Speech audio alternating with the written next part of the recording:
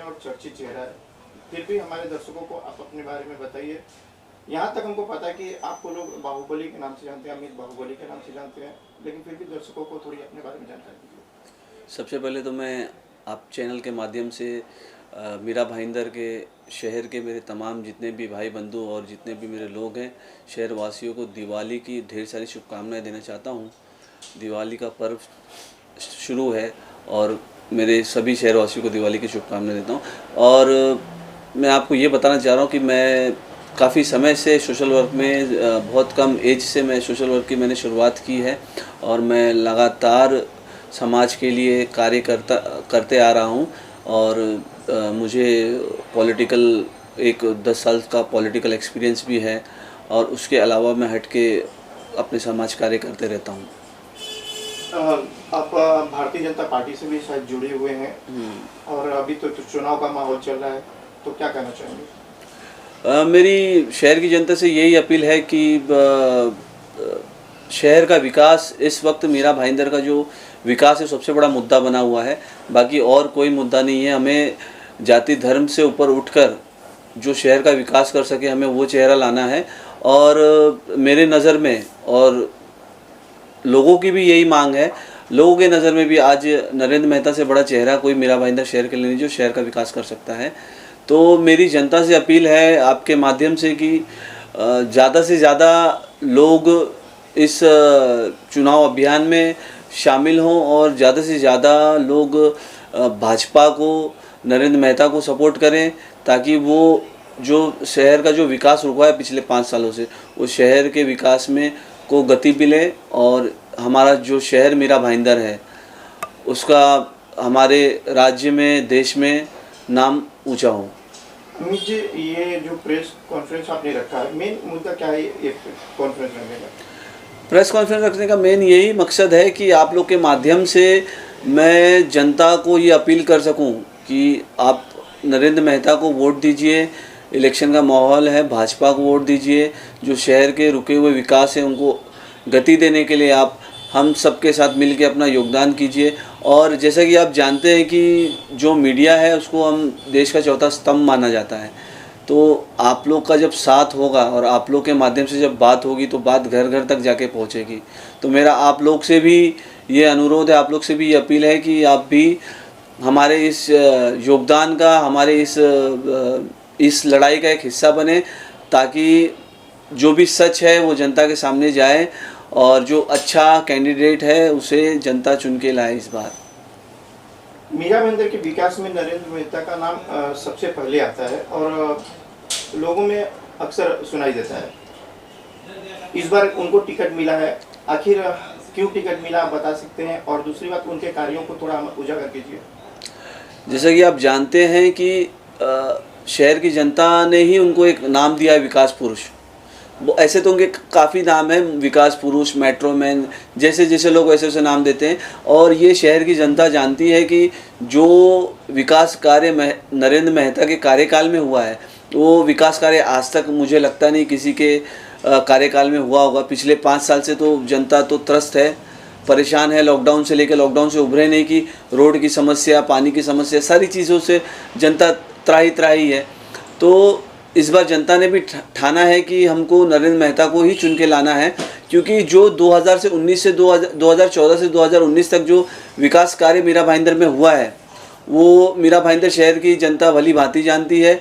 क्योंकि हमारी जो गीता जैन है, अभी की जो विधायक है, उनको शहर की जनता ने एक बार मौका दिया। उनके बड़े बड़े आश्वासनों पे उन्होंने बड़े बड़े आश्वासन दिए, बड़े बड़े वादे किए, लेकिन उन्होंने 5 साल सिर्फ जनता को भ्रमित किया है और लोगों के साथ खिलवाड़ किया हुआ है। तो शहर की जनता अब जागरूक हो चुकी है और ये चीज़ जानती है कि शहर के विकास के लिए हमें सिर्फ़ और सिर्फ नरेंद्र मेहता का साथ चाहिए। और मैं आपको एक चीज़ और बताना चाहता हूँ, लड़ाई यहाँ काफ़ी लोग खड़े, लेकिन लड़ाई यहाँ सिर्फ मुजफ्फर हुसैन और नरेंद्र मेहता के बीच में ही है। और मेरा जहाँ तक ये मानना है कि लड़ाई सिर्फ नरेंद्र मेहता को जीतनी चाहिए, क्योंकि उसका भी एक रीज़न है, क्योंकि मुजफ्फर हुसैन को कभी हमने उनके क्षेत्र से बाहर निकलते हुए देखा नहीं है। और 145 विधानसभा बहुत बड़ा क्षेत्र है, तो जनता के लिए इस टाइम पे सबसे बेस्ट कैंडिडेट और सबसे बेस्ट ऑप्शन सिर्फ नरेंद्र मेहता है, जो कि शहर का विकास करेंगे। क्योंकि उन्होंने ओवरऑल पूरे शहर का विकास किया है, संपूर्ण शहर का विकास किया। उन्होंने कभी एक एरिया और एक दायरे तक, एक वार्ड तक सीमित नहीं रहे। उन्होंने अपने कार्यकाल में पूरे शहर का विकास किया है। जैसे कि आप हमारे यहाँ पे मेट्रो शहर में सबसे पहले लाने वाले नरेंद्र मेहता हैं। ब्रिज का काम सबसे पहले नरेंद्र मेहता ने लाया, और अनेक विकास कार्य, सीमेंट रोड आप देख रहे हैं, और पानी की सुविधाएं जो है 24 घंटा आज आने वाले समय में मीरा भाईंदर को पानी मिलेगा, वो भी नरेंद्र मेहता की देन है। और जो प्रॉपर्टी के रेट्स मीरा भाईंदर में बढ़े हैं वो नरेंद्र मेहता के कार्यकाल में ही बढ़े हैं। तो नरेंद्र मेहता सबसे अच्छे लीडर हैं, और मैं ये चाहता हूँ कि वो इस बार चुन के आए और हमारा शहर पूरे राज्य में और पूरे देश में अपना नाम रोशन करे। इस चुनाव में आपका क्या रोल होगा? इस चुनाव में हमारा रोल शाम दाम दंड भेद सबका हमारा ही रोल है, और जितना हो सके हम उतनी मेहनत करेंगे। दिन रात अपने कैंडिडेट को जिताने के लिए दिन रात एक कर देंगे, और हमें ये विश्वास है कि जनता भी इस चीज़ को समर्थन करेगी, और हम डेफिनेटली अपने नेता को चुन के लाएंगे। सर, हमारे दर्शकों को अपने बारे में जानकारी दीजिए, और किस मुद्दे पे बात करना चाहते हैं, जो कॉन्फ्रेंस हुई किस मुद्दे पे बात करना चाहते हैं उसके बारे में जानकारी। सबसे पहले हमारे आप सभी मीडिया भाई बंधुओं को मेरा प्रणाम, नमस्कार। आप लोगों ने अपना कीमती समय निकालकर आज हमारे बीच में यहाँ पे उपस्थित हुए, उस चीज़ के लिए मैं आपका बहुत बहुत आभारी हूँ। देश में एक राष्ट्रीय पर्व चल रहा है, जो कि हम सभी भारतवर्ष के जितने भी नागरिक हैं, यहाँ के भाई बंधु हैं, उनके लिए बहुत ही बड़ा पर्व है। दिवाली के इस महापर्व में आप सभी लोगों को मैं ढेर सारी बधाइयाँ, शुभकामनाएं देना चाहता हूँ। ख़ास तौर पे हमारे मीरा भाईंदर की जनता को मैं शुभकामनाएं देना चाहता हूँ। आपके घर पे माँ लक्ष्मी जी का वास हो, आपका सुख संपन्न जीवन रहे, आपके परिवार पे असीम कृपा बनी रहे। अब हम आते हैं आपके अगले सवाल पे। आपने बोला कि किस तरह से आप मीरा भाईंदर विधानसभा 145 की राजनीति में अपना किरदार निभाएंगे, और हमारी राजनीतिक विचारधारा क्या है, राजनीतिक सोच क्या है। तो हमारी राजनीतिक विचारधारा ये है कि सबका साथ, सबका विकास, सबका विश्वास, इस जो मूल मंत्र है, जो भारतीय जनता पार्टी के सबसे कद्दावर नेता, जो आज हमारे देश के प्रधानमंत्री हैं श्री नरेंद्र मोदी जी, उनके कहन अनुसार हम सभी ने पालन किया, और उनके मार्गदर्शन पे हम सभी चल रहे हैं। हमारे राष्ट्र के नेता, राज्य के नेता और हमारे जिला के सभी नेता। भारतीय जनता पार्टी एक ऐसी पार्टी है जो कि सभी लोगों को साथ में लेकर चलने पे विश्वास रखती है, और हम भी उस विश्वास से विश्वास जोड़कर चलना चाहते हैं, और यही हमारी विचारधारा है। अब हम बात करेंगे महाराष्ट्र में 2024 विधानसभा चुनाव की भारतीय जनता पार्टी मीरा भाईंदर के बारे में। तो मीरा भाईंदर शहर में भारतीय जनता पार्टी ने अपना जो पैर जमाने का जो समय था, जो कि बहुत ही मजबूती के समय था, वो 2009 से, उस समय के हमारे मेयर रहे थे 2007 में श्री नरेंद्र मेहता जी। 2009 में उनको जिला अध्यक्ष बनाया गया। उन्होंने अपना किरदार बहुत ही बखूबी अच्छा निभाया। उन्होंने जिस तरीके से अपना समय और अनुभव का इस्तेमाल किया, वो बहुत ही हमारे लिए सीख देने वाला था। हमने उनसे बहुत कुछ सीखा है। हम उस समय उनसे बचपन से सीखते आ रहे थे, क्योंकि उनकी जो कार्यशैली थी, उनको कार्य करने की जो क्षमता थी, वो बहुत ही अद्भुत थी। नए नए नेता आए, उनसे जुड़ते गए, वो चलते गए, काफिला बनता गया, क्योंकि एक राजनीतिक उद्देश्य यही था कि मीरा भाईंदर का चौतरफा विकास हो, और उन्होंने वो चीज़ किया, और उन्होंने साबित करके दिखाया क्यों नरेंद्र मेहता एक ऐसे व्यक्ति हैं। जब भी हम मीरा भाईंदर में किसी भी राजनीतिक चर्चा में अगर हम बैठते हैं, बिना नरेंद्र मेहता जी के नाम का राजनीतिक चर्चा हो ही नहीं सकता, यह असंभव है। उनका कार्यकाल था 2014 से लेकर 2019 तक, जब वो विधायक रहे। उससे पहले भी वो विधायकी के लिए वो कैंडिडेट थे, लेकिन कुछ कारणवश, कुछ वोटों से वो उनका पराजय हुआ। लेकिन इसी को कहते हैं कि किस तरीके से एक नेता होता है जो नेतृत्व करता है, उसका कमबैक होता है। ये मेहता जी से हम सीख सकते हैं। वो हमारे प्रेरणा स्रोत हैं। हम युवाओं के लिए वो जोशवर्धन का काम करते हैं।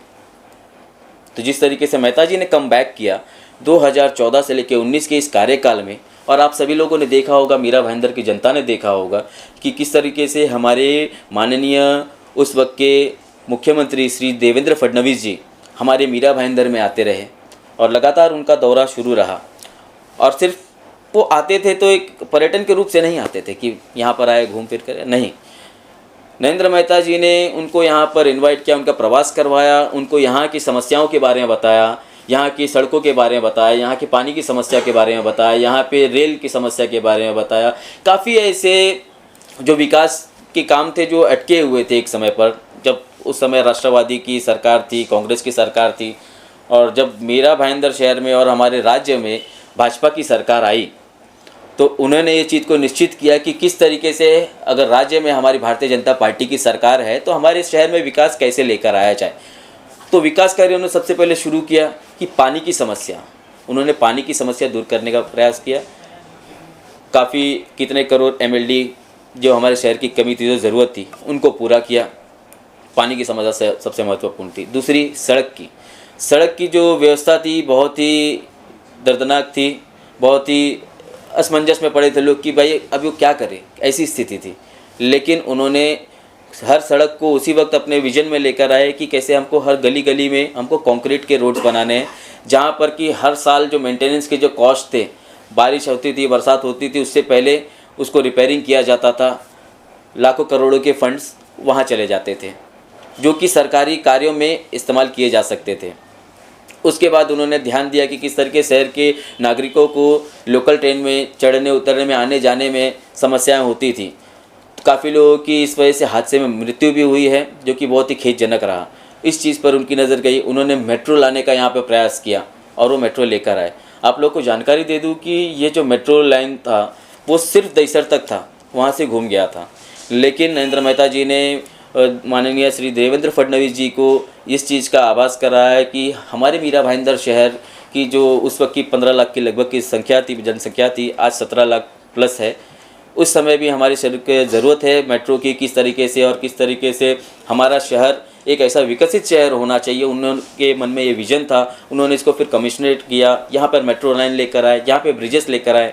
महाराष्ट्र का हमारा दूसरा ऐसा मीरा भाईंदर शहर है जहाँ पर नीचे आपका ब्रिज है, ऊपर आपका मेट्रो रेल है। इस तरीके से मीरा भाईंदर रोड को एक दूसरे से जोड़ने का काम किया। मीरा भाईंदर हमारा शहर एक छोटा शहर है, लेकिन यहाँ की जनसंख्या, यहाँ की आबादी बहुत ज़्यादा है।